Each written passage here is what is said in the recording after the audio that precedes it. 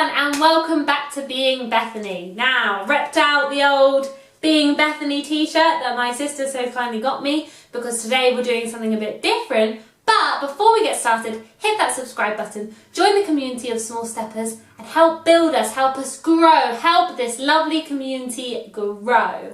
Also, please give a little cheeky like, comment, subscribe, hit the notification bell. Let's build this engagement on this channel. Say hi in the comments and all that jazz.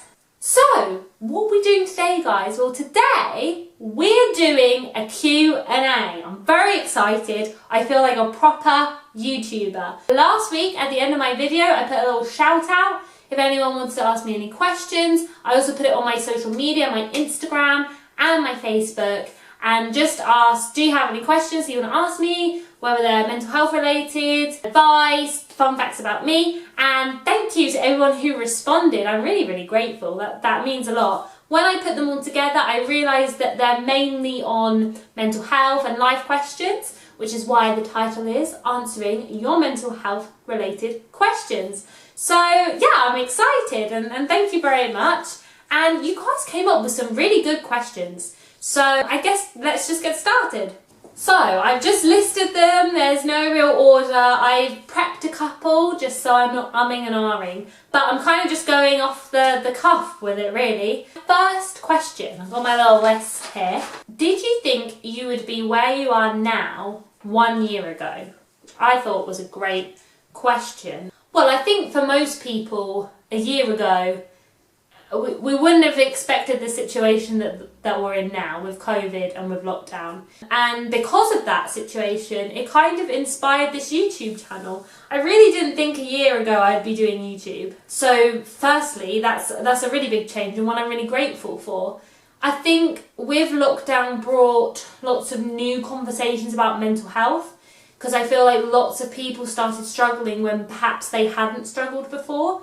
So not that I want to see people struggle, and I really felt for people, but I think it gave this space for people to talk about it, and perhaps people who had already experienced it to be like, I can help you with that, and I hope this channel has been helpful to people. But yeah, a year ago I wasn't really watching YouTube. I used to watch YouTube for singing, to get karaoke backing tracks so I could sing in my house and stuff. And maybe record stuff for myself. I've released some more stuff on my singing channel as well. And I also think then that shows me that 2 years ago when I was coming out of uni and I was really struggling, I really did not think I would be in a place where I'd be able to talk so openly, more or less, about my mental health and feel okay about it and accept it and move on from it. Because at uni, there were times when I really thought that my life would not be good and it would be filled with a lot of pain and a lot of sadness, and I couldn't see my way out of the black hole. So that's what I really want to remind people with that question, is that depression especially lies to you. Anxiety lies to you. You are worthy and you are enough, and just keep plodding on. Please do. Because there were definitely times where I really didn't think that I'd be here today, and I still am.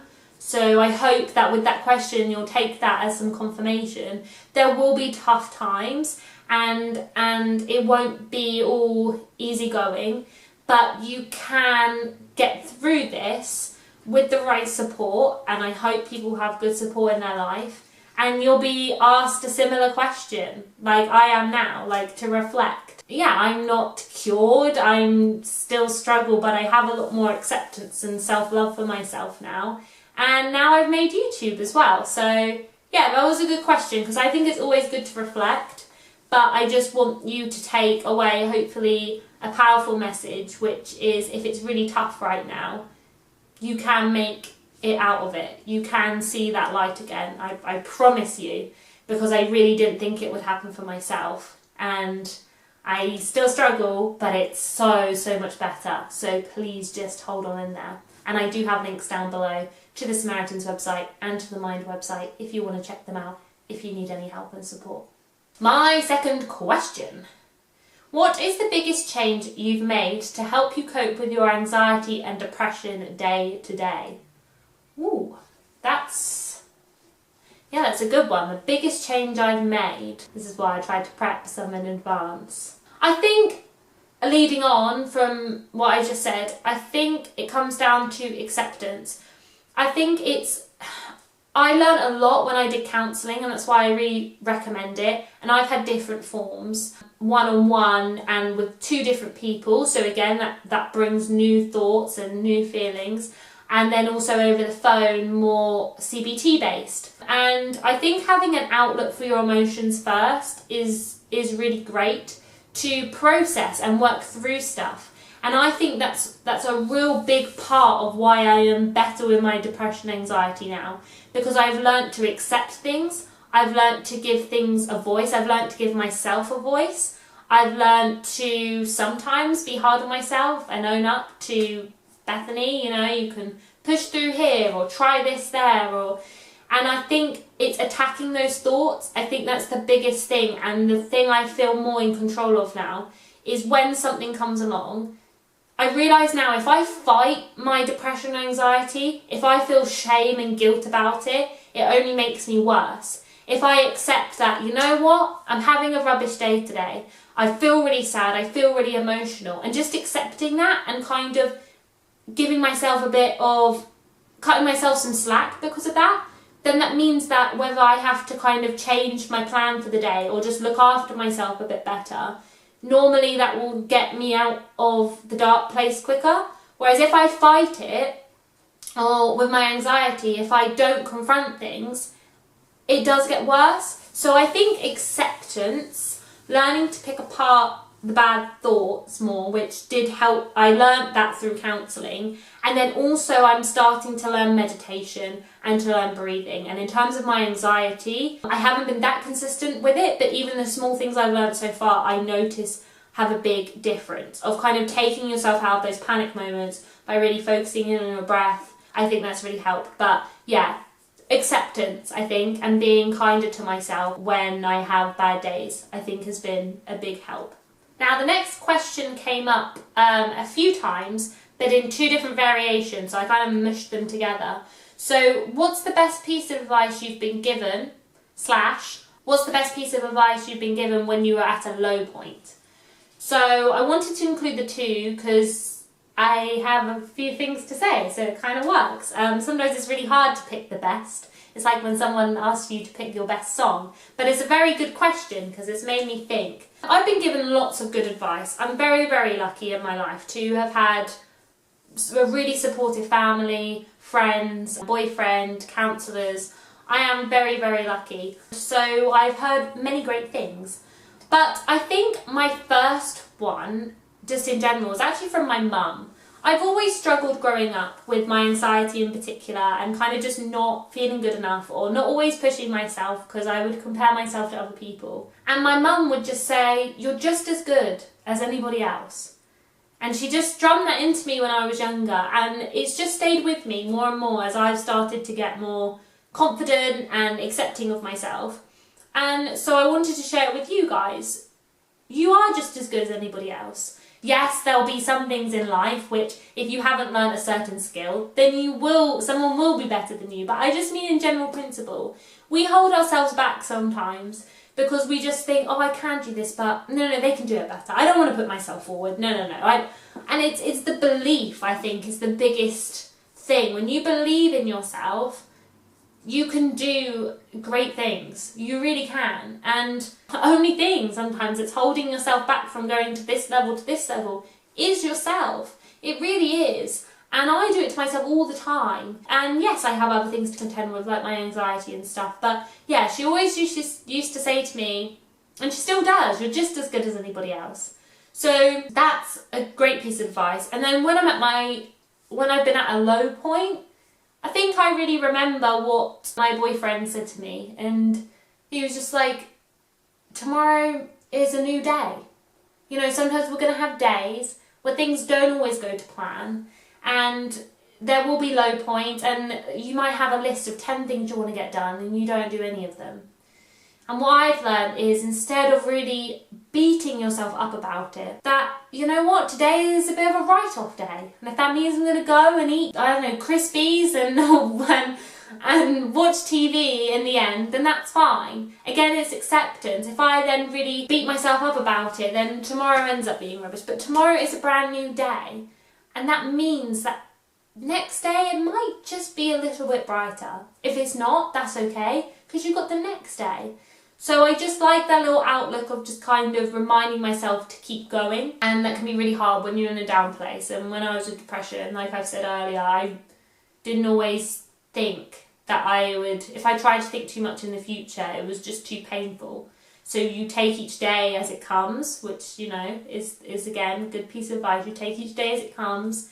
That's why I implemented the mantra small steps, and tomorrow is a new day. So yeah, I'd say sometimes you have to strip it back when you're at a real low point, and it really does help. Next question. Do you have a favourite inspiring or uplifting quote? This is a good question because it got me thinking. I love a good old quote, me. I really do. So this was hard because I really could just say loads, but I wanted to share a few with you. So it might not be my favourite because it changes, you know. I think quotes always depend on what kind of place you're in now. But I wrote some down. I have 3 on my vision board, which I thought I'd share. Now, if you haven't seen the video of me making a vision board, this was quite a while ago, then please check that out. So the first one, fall 7 times, stand up 8.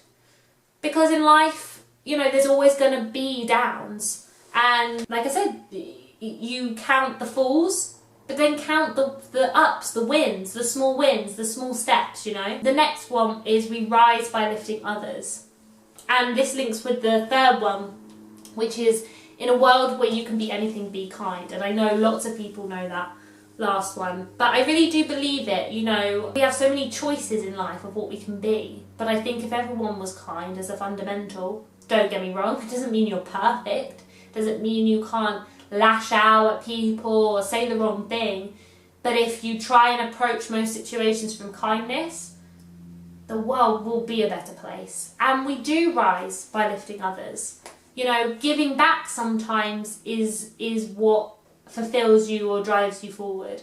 I want to do it more. I want to look into volunteering and stuff more. But even in your family or your friends, you know, I hope my friends think I'm supportive. I know I have lots of supportive friends. But I really do think life is about team. Or if you have a bit of information that you could share and help someone with. We don't have to keep everything to ourselves. So I really like those ones. I also have the basis of all my life, because I love Lion King, is Hakuna Matata, which means no worries. And I just think as a really anxious kid, it was just a good little mantra to hold on to. Yeah, that's the original quote, I think, is Hakuna Matata. And then I actually got something from one of my counsellors when I was leaving. She got me a little picture and it said on it, be yourself, no one can say you're doing it wrong. And on the back she wrote a little message, and then she put, be assertive, be strong, be confident, be you. Which makes me a little bit teary. So that's how you know it's moving. Yeah, you gotta stay true to who you are. This world will try and pigeonhole you or label you or make you think you have to be a certain way. And it's not true. Who you are is enough. Who I am, silly, goofy me, is enough. And I think it was really important that she wrote that down, because I lost myself during uni, but I also started to rediscover myself as well, and really tried to get away all those limiting beliefs I had on myself. So yeah, those are a few of my favourites. What a great question, thank you for that, because it meant I revisited some and I found that again, so thank you. Right, next question. What advice would you give to someone suffering with anxiety or depression? I think the first thing I'd say is don't be ashamed to suffer with something. Don't be ashamed that you're going through this. Life is full of ups and downs, and it doesn't make you any of a weak person if you're suffering. It probably means you're a really strong person, because you've taken on those for far too long and your body's just telling you, you know what, we need to slow down. That's what I'd say. I think there's a real misconception with mental health, is that it's a sign of personal weakness, and I don't think it is. I really don't. I think, yeah, your body's telling you maybe to slow down. Perhaps you're suffering with burnout, or maybe you just see the world in a different way to someone else does, and that doesn't mean that that's wrong. So don't be ashamed, because if you're ashamed, then you won't speak to people. And I really do think it's important to speak to people. And whether that is the people around you, or whether that's a doctor, or whether that's a counsellor, I think that's a really important step, because when you say it out loud, there's something about that kind of eases that pressure off of you. Not completely, of course, because then you have the road to getting better. But I think it takes away the power, because depression and anxiety in particular is really like a disease of thought sometimes, and you're your own worst enemy. So perhaps you've thought to yourself, well, if I say it, if I ask for help, then people are going to think this, that. But actually, you normally find, and I hope you find, that when you say it to someone who is supportive and that you trust, or is a medical professional, hopefully in most cases, then you realise that it's okay, and you don't lose any respect from anyone, and the monster isn't as big as you thought it was. So I would say, don't be ashamed. Speak to someone that you trust and who loves you and who cares about you, and then start that process of getting help. And that comes in a variety of ways. That comes in, perhaps medication or counselling or lifestyle changes. So you've got to start that journey. But also, there are good resources around. Hopefully you'll find this channel a good resource, and I made lots of videos so far, on depression, on anxiety, on things that might help. I have links down below. The Mind website in particular is really good, just to explain how you might be feeling, and you can kind of connect the dots. Yeah, because that's the initial process, I think. If it's further down the road, I think, like I said, accepting and acceptance of yourself is really good. Just use this time to get to know yourself a bit better. And that's not a bad thing, and you're not being selfish. Take that time to practice self-care and really ask yourself what helps and what doesn't, and what's stressful and what's not.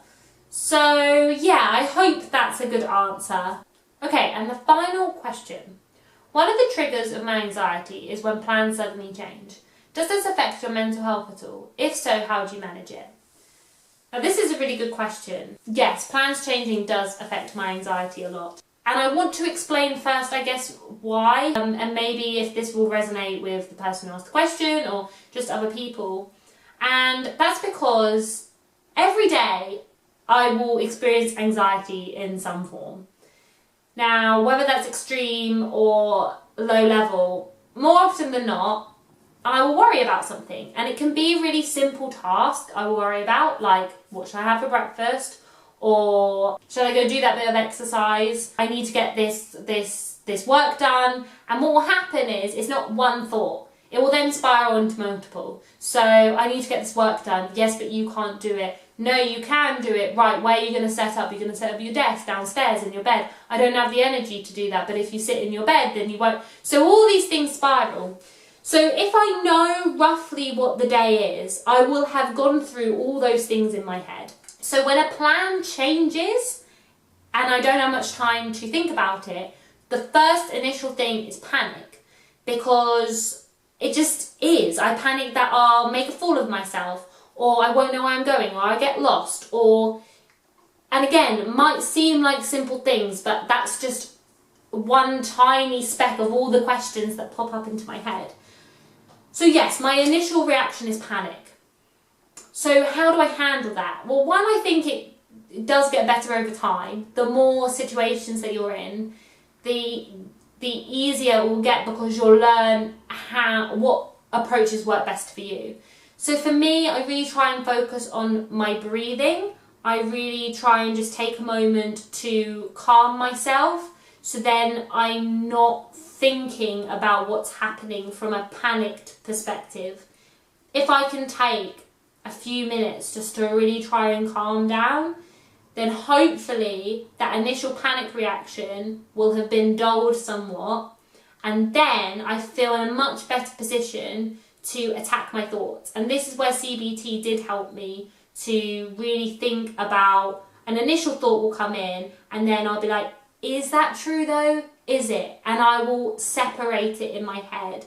That's a really hard process to do at first, but the more you do it, the easier it is. Sometimes though as well, it's setting a boundary. If something's happened and something's really, really changed and it doesn't work for me, instead of panicking about it, instead of thinking of a million ways why I don't want to do it but still doing it, I will then, if I have to not do it or change my day or something, then accepting that that's also okay. I am a big people pleaser, so I tend to go along with things, or I used to a lot more, even if it's changed. You know, if someone's then super, super late and they still want to do something, but actually I know that I have jobs that I need to get done, or schoolwork or uni work, what would happen is I'd still say yes to this commitment because I felt like I had already made it, even though the plan had then changed. And then I'll be doubly stressed and anxious because I won't have so much time to do my work. So sometimes if you have to set a boundary as well when plans change, then that's also okay. So I don't know if that was a helpful answer, but I guess knowing how to calm myself down in the initial panic of a plan being changed, knowing how to pick apart the pesky anxiety thoughts about it all, and knowing what it is I can manage or not manage and what's true or not true about the situation, because I have an instant emotional reaction to it and sometimes I need to take a step back. And then also knowing if I need to set a boundary or not. If a plan has changed that now doesn't suit me, is it something I can push through, work through, adapt to, or is it something that actually is not going to work for me now? And it's okay to be like, no, sorry, that doesn't work for me. Because I know I get really anxious about saying no. So I would tend to go and do things and then get more stressed in my personal life because of it. Firstly, can I say, these questions are really awesome. So thank you to everyone who put them in. If there's something else that you want to know, please comment or please message me. I'd love to keep doing more of these because it's my way of giving back to you and trying to frame my videos on something that you want to hear. Now, it could be mental health questions, could be advice, could be just things that you want to know about me or life experiences or fun facts, anything. I'd really love to do another one in the future like this, like I said, because it connects me to you guys even more. I hope everyone is okay. I hope everyone has a lovely week. I hope everyone has a lovely day. Remember, you're awesome, you're enough, you're amazing. If you're struggling right now, please seek help and support. And yeah, I'll see you very soon. Bye. So, at the end of my last video last week,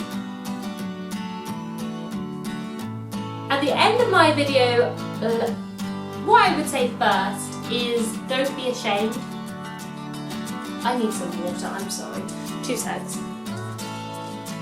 Apologies. Where was I? Okay, let's start again. Apologies for all the light changes. The light outside I'm also trying to use a little bit of light. You know, the sun goes in, it all goes off, and I'm just not very good on that jazz yet, so apologies.